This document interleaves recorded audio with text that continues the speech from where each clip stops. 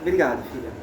Na minha última aula, eu comecei com vocês um assunto que eu acho que é bastante interessante, o Egito Antigo.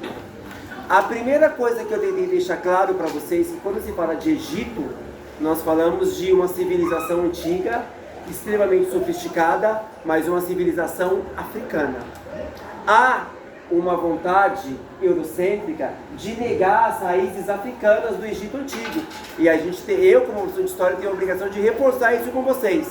Uma das civilizações mais complexas, mais organizadas, mais profundas do mundo antigo é uma civilização africana, é o Egito Antigo. Tudo bem até aqui, senhores? Sim. Alguma dúvida? Eu tentei explicar para vocês que a história do Egito Antigo é dividida em 3 fases: o Antigo Império, o Médio Império e o Novo Império. Vocês lembram disso? Sim. Tentei explicar para vocês que o Egito Antigo ele vai surgir assim como na Mesopotâmia, que tinha o Tigre e o Eufrates. O Egito Antigo também ele vai surgir às margens de um rio. Que rio é esse? O Rio Nilo. Vocês lembram disso? Sim. Expliquei para vocês que o Rio Nilo era de suma importância para a agricultura, tinha a questão dos alagamentos, o humo. Vocês lembram disso? Sim. Expliquei para vocês que existe uma frase, e é bom que o senhor esteja aqui, porque o que eu falei eu vou repetir. Eu disse para vocês que certa vez o historiador grego, ele foi até o Egito Antigo, porque os outros povos da antiguidade gostavam, admiravam o Egito Antigo. E lá mandaram um historiador chamado Heródoto. O Heródoto ele disse uma frase que ficou na história dos livros, né? Que o Egito é uma dádiva do Nilo.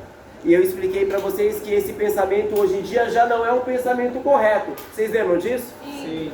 E eu lembro que eu disse para vocês que é o seguinte: eu sempre perguntei, e isso eu faço há 19 anos, eu sempre perguntei assim para meus estudantes: gente, por que a frase o Egito é uma dádiva do Nilo é uma frase que hoje em dia já não é mais ensinada?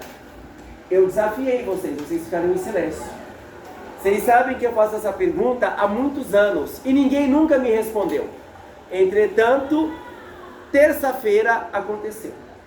Um estudante, quando eu fiz essa pergunta, ele me respondeu: professor, o Nilo ele é muito importante, mas é errado dizer que o Egito é uma dádiva do Nilo, porque quem fez o Egito não foi o Nilo, eram as pessoas, a sua cultura, a sua sabedoria, o seu esforço, né?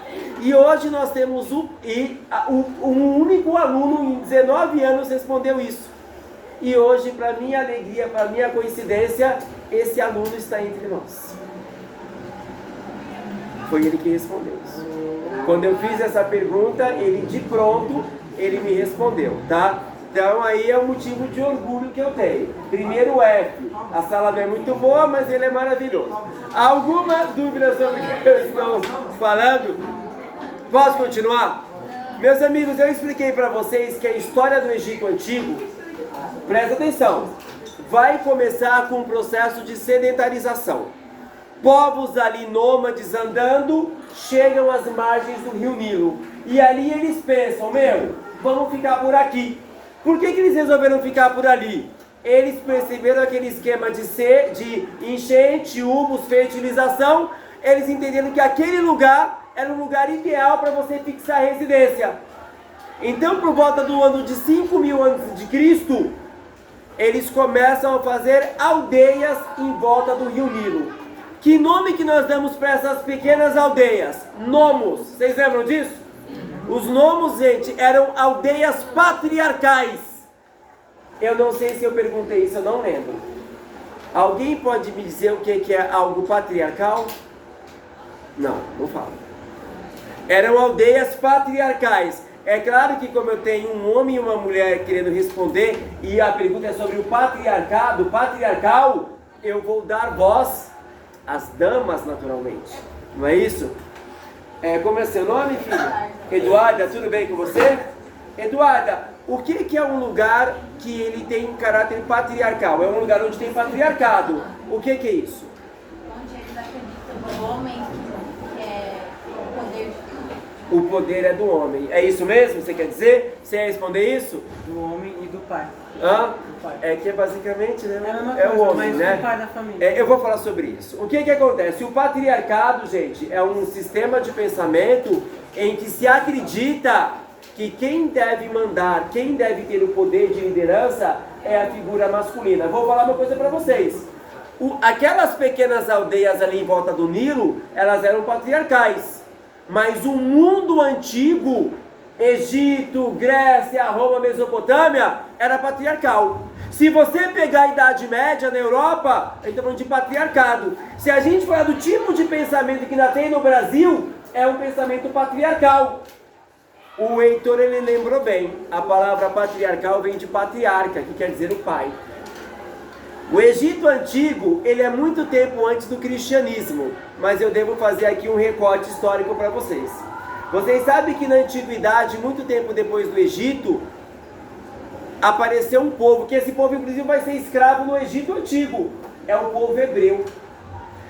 Quem aqui é religioso, de família religiosa? O povo hebreu é aquele povo em que uma pessoa ouviu a voz de Deus. O primeiro patriarca, Abraão. Abraão estava numa cidade mesopotâmica chamada Ur. Em Ur, Abraão ouviu a voz de Deus. Pega o teu povo e leva para uma terra, Canaã. Seria a terra prometida. Abraão, ele é considerado o primeiro pai. O pai do povo hebreu. O primeiro patriarca. Para vocês terem noção do poder desse homem, eu vou ilustrar uma história da Bíblia, do Antigo Testamento. A Bíblia conta que Deus queria provar a fé de Abraão e deu uma ordem para Abraão: mata teu filho. Para você provar a sua fé em mim, vai lá e passa a régua no teu filho. Abraão sofreu, mas Deus é Deus, não é? Ele foi matar o filho dele.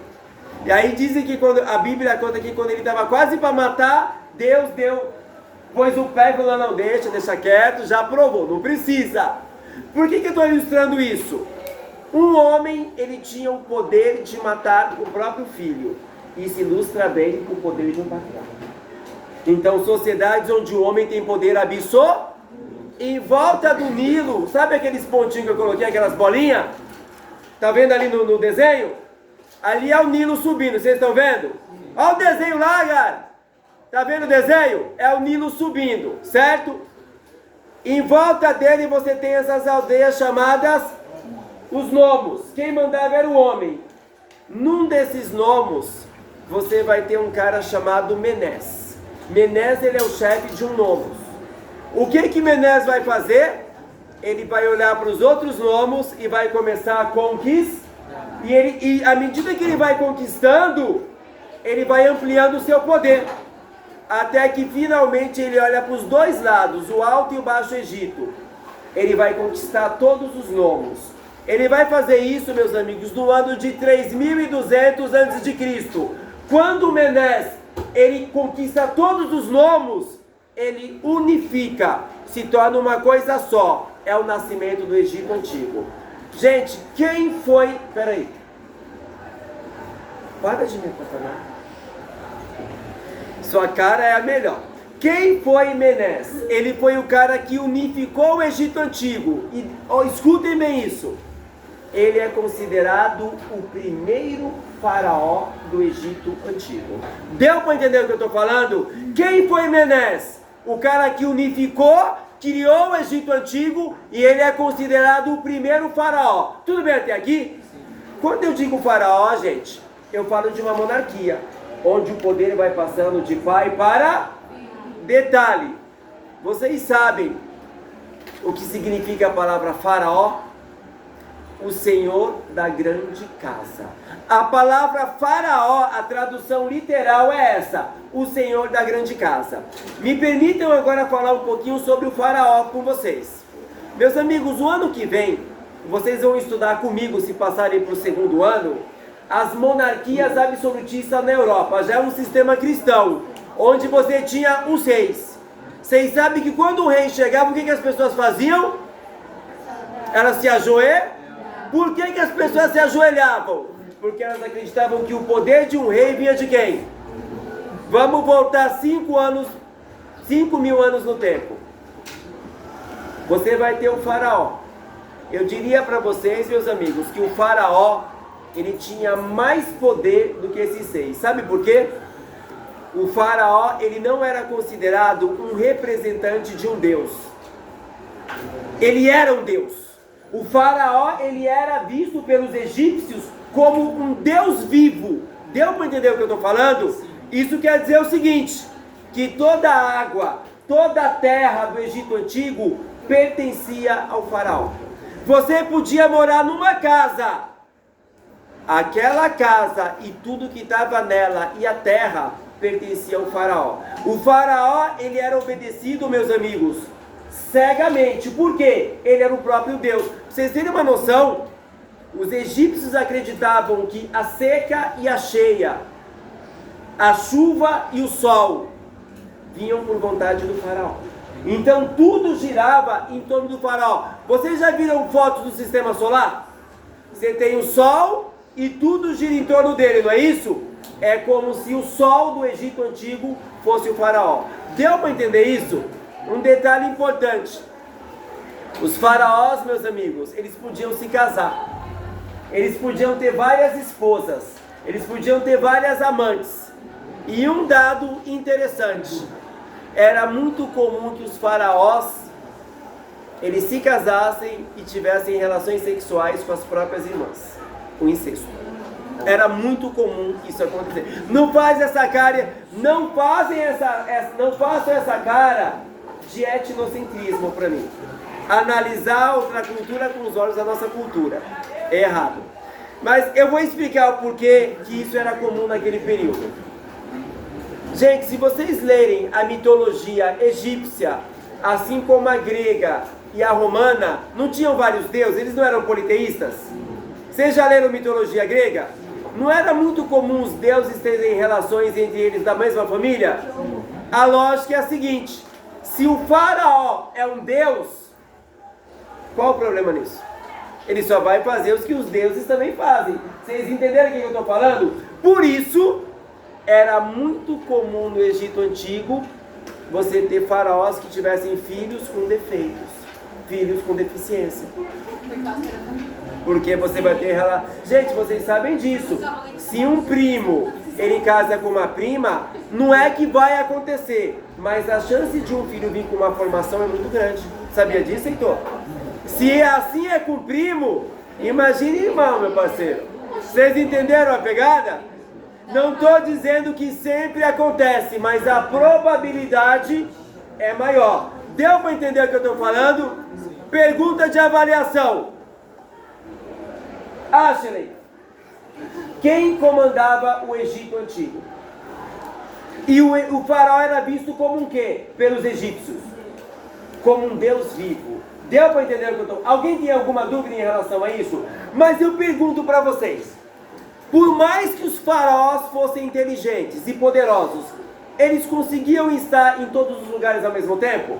Então, o que era necessário? O faraó, meus amigos, ele tinha vários funcionários. O primeiro deles, talvez um dos mais prestigiados, é aquele cara que a mãe falava assim: filho, estuda para ser isso, que é bom. Era o escriba. Quem era o escriba? Normalmente filhos de uma família já muito rica. O escriba era um cara que ele dominava uma coisa que era importantíssima no Egito Antigo. O quê? Eles sabiam ler e escrever. Meus amigos, qual era a função dos escribas? Eram duas. Primeiro, cobrança de impostos. Ele era aquele cara que cobrava. Você está devendo o quê? Eu estou anotando aqui. Está me devendo, eu vou anotar aqui. Não esqueçam, a escrita era uma ferramenta contábil. Outra coisa que também era a função do escriba, a fiscalizar. Por exemplo, o faraó mandava construir uma pirâmide, 20 anos de construção. Ele ia todo dia para ver a obra? Quem que ia lá para fiscalizar, para ele mandar o relatório? O escriba. Deu para entender o que eu estou falando? Outra função importante era o vizir. Gente, você não tem o presidente da república? Sim. Não tem os governadores de estado? Sim. É claro que são coisas totalmente diferentes, mas a relação não é muito diferente. Você tem o faraó, mas em cada região você vai ter um cara que vai administrar. É o vizir. Deu para entender? O vizir, ele vai administrar e vai cuidar da justiça, julgamento. Por exemplo, você comete um crime. É o faraó que vai te julgar? Você acha que o faraó vai se preocupar com você? É uma função do vizir. Deu para entender o que eu estou falando? E aí você vai ter dois grupos que são muito importantes: militares e sacerdotes. Vamos falar primeiro dos sacerdotes. Vocês lembram daquele historiador que veio da Grécia Antiga, o Heródoto? Ele escreveu uma frase, essa não foi contestada: o povo egípcio é o povo mais religioso da antiguidade. Por quê? Gente, os egípcios, eles construíam, eles escreviam, e até o poder do imperador deles era um poder o quê? Religioso. Você pode ver que os monumentos, as obras do Egito, são sempre voltadas ao quê? À religião. Quando eu falo de religião, eu falo de cristianismo. Gente, o Egito antigo é 3.000 anos antes do nascimento de Jesus Cristo. Deu para entender? Mas era um povo muito religioso. Gente, se era religioso, um sacerdote ele era poderoso? Sim. Pô, o cara tinha muito poder. E os militares, eles eram poderosos? Não é? Por que os militares eles eram poderosos? Gente, a antiguidade era guerra para todo lado. Era um povo querendo invadir e dominar o outro. Se um povo quisesse ficar de pé, ele tinha que ter uma força militar poder. Por isso que os militares eles eram poderosos. Mas eu pergunto, olha só, vizir, escriba, militar e sacerdote, eram poderosos? Eram. Mas o poder vinha de quem? De quem? Alguém falou. O poder vinha de quem?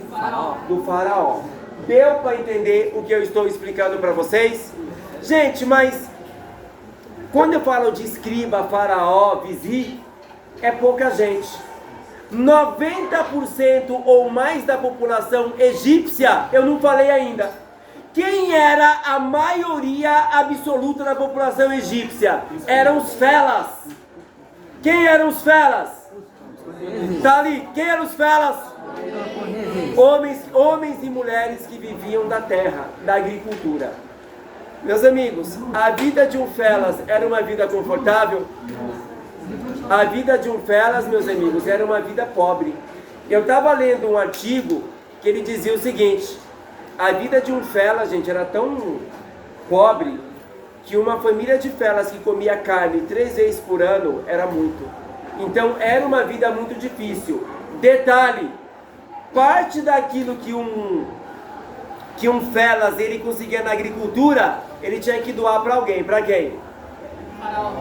Parte da produção da população tinha que ser nossa, que diferença! Parte da produção agrícola, o felas tinha que dar para o faraó, só que tinha uma troca. Quando havia uma seca, alguma coisa assim que o povo ia passar fome, quem é que tinha que abrir os celeiros e alimentar o povo? O faraó. O povo dava alimento, mas na hora que o bicho pegava também, o faraó tinha a obrigação de alimentar o povo. Deu para entender o que eu estou falando? Meus amigos, existe uma discussão no Egito, os historiadores. Alguns defendem que no Egito Antigo havia escravização, outros dizem que não, e eu vou explicar o porquê. O que acontece no Egito Antigo?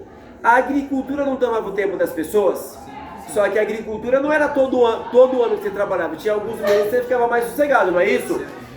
Em alguns meses do ano, o faraó convocava as pessoas para trabalharem para ele. Convocava.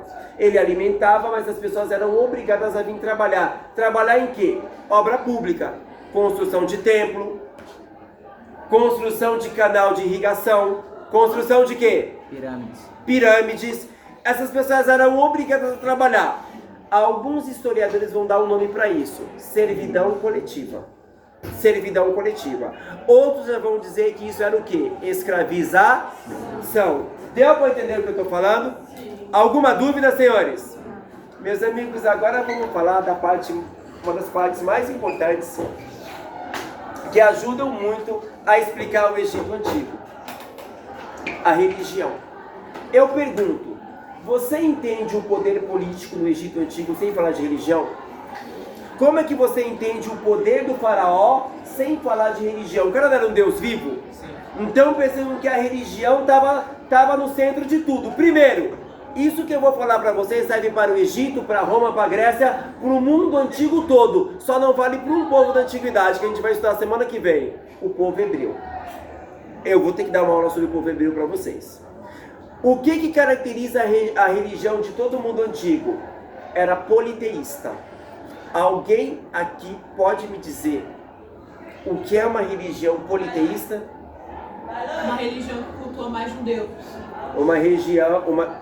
Uma religião que cultua vários deuses diferentes. Os egípcios, eles eram assim. Eles acreditavam em vários deuses diferentes. Na Grécia era assim? Não, Sim. Em Roma era assim? Não. Sim. Sim. Em Roma. Até que Roma se converteu bem no finalzinho ao cristianismo. Mas os romanos, eles eram politeístas. Deu para entender o que eu estou falando? Mais do que isso, os egípcios acreditavam na vida após a morte. Isso nos explica uma coisa: mumificação. Os egípcios acreditavam que um corpo morto, no futuro, ele poderia voltar à vida. Então, o que eles tinham que fazer para que isso acontecesse? Preservar esse corpo para receber a vida novamente. Deu? Vocês querem alguma coisa? Vocês querem? Não. Primeiro você vai querer falar com o professor, você vai pedir para o professor, se ele disser sim para você falar para a Tailândia. Não, obrigado.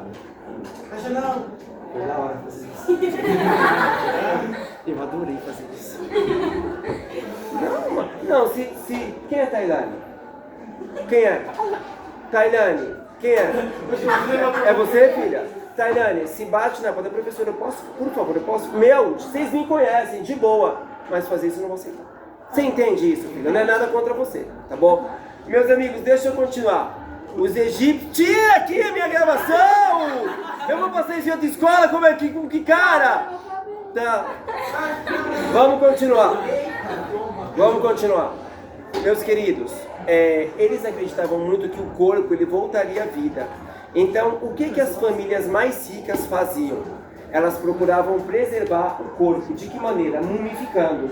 Quando uma pessoa rica morria, eles tiravam todos os órgãos internos, faziam um tratamento, jogavam em vasos, certo? E deixavam guardado. E faziam todo um tratamento no corpo para preservar isso. Inclusive usavam uma coisa que hoje move o mundo. A mumificação usava petróleo. Vocês sabiam disso? Eles usavam o petróleo e aí depois eles colocavam o corpo em bandanas. Para quê? A ideia de que aquele corpo um dia voltaria à vida. Detalhe, você tinha mumificação no Egito para todos os bolsos. Você tinha as mumificações mais chiques, essas que a gente encontra aí, e as mais chuenga. Deu para entender o que eu estou falando? Alguma dúvida sobre o que eu estou falando? Tá ok. Meus amigos, pirâmide. Tem como falar de Egito sem falar de pirâmide? Não. Para que você tem as pirâmides? Sepultamento? As pirâmides, elas eram sarcófagos. Só que sarcófagos para a família real e as famílias mais ricas. Por exemplo, um pobre quando morria ia para uma pirâmide? Não ia, cara. A pirâmide era para quê? Os bambambam, certo? E as pirâmides eram uma coisa complexa. Ela tinha túneis, aquele bagulho de filme é verdade, você tinha armadilhas, para quê? Porque como acreditava que o faraó ia voltar à vida, ele era enterrado com toda a riqueza, inclusive coisas que ele usava no seu dia a dia. Detalhe, em alguns faraós eles tinham empregados de confiança. Quando o faraó morria, esses empregados eles eram mortos e colocados juntos com ele, porque acreditava-se que ele voltaria à vida e ele teria que ser servido por esses, né? Eles colocavam armadilhas por quê? Exatamente, gente, porque eles sabiam que ele podia ser saqueado depois, então tinha que preservar. Deu para entender o que eu estou falando? Detalhe, as pirâmides não eram apenas para sepultamento, status social. Um faraó, ele não queria ser esquecido. Gente, isso é uma coisa natural. O ser humano, ele não quer ser esquecido. Quando alguém picha uma parede, escreve o nome numa carteira, é porque você quer ser lembrado, não é isso? Quando você enfia a cabeça no meio da gravação de uma aula, é porque você quer ser lembrado, não é isso? O faraó, ele mandava fazer pirâmides para ser lembrado. Status, uma demonstração de poder e status social. Deu para entender? Sim. Mas olha como a lógica da pichação já era uma coisa presente. Às vezes o faraó mandava fazer uma pirâmide e ele escrevia o seu nome em toda a pirâmide. Ele escrevia? Sim. Quando ele via outro faraó, sabe o que ele mandava fazer? Raspava e colocava o próprio dele. Deu? Ah, filho, isso aí já rolava A gente vê isso muito no universo da pichação. Tudo bem? Não guardem o material, não acabei a aula. Nem se coçem, porque agora eu vou explicar a última parte. A escrita.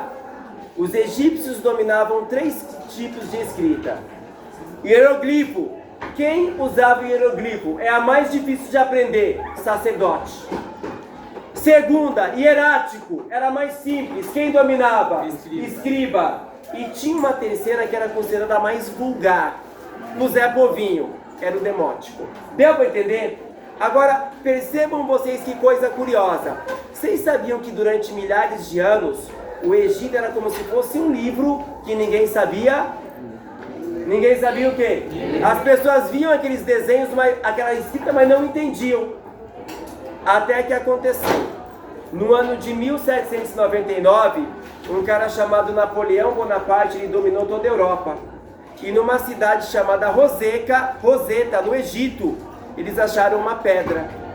A Pedra de Roseta, está no museu até hoje, na França. Essa pedra tinha uma escrita em grego e outra em egípcio. O que eles fizeram? Mandaram para um cara extremamente competente. Esse cara, ele traduziu as letras egípcias. Isso foi no ano de 1822, o ano da independência.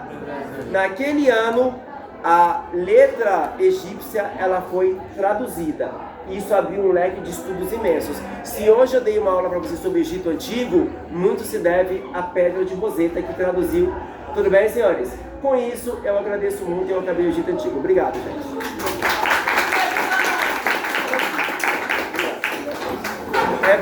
Pode tirar o play lá, Fia. Pode o quê? Pode tirar o play. É isso que eu quis falar.